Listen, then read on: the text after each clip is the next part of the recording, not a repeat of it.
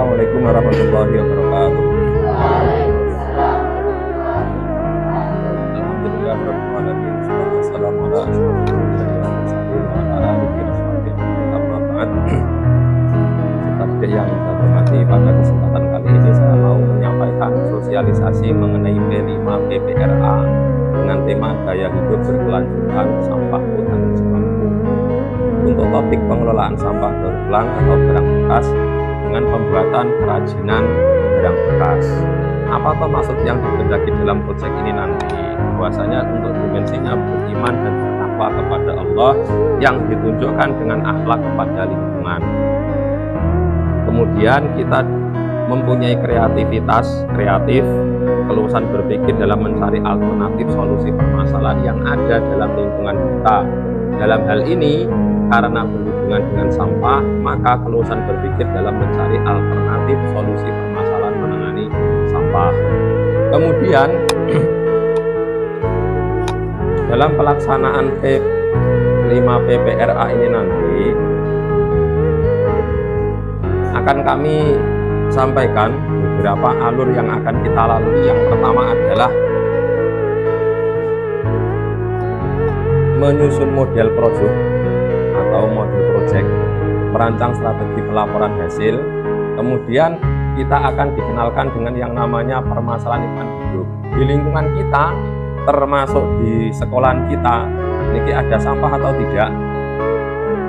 Ada sampah?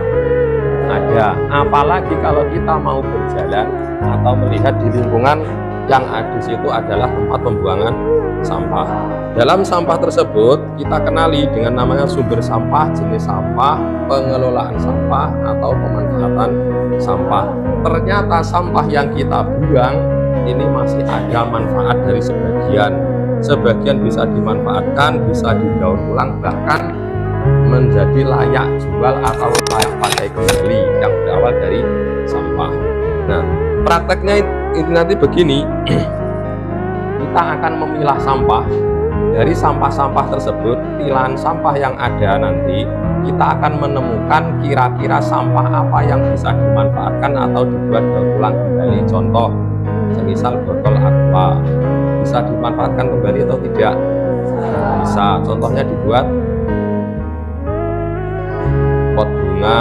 Kemudian apalagi contoh sampah yang bisa daur ulang?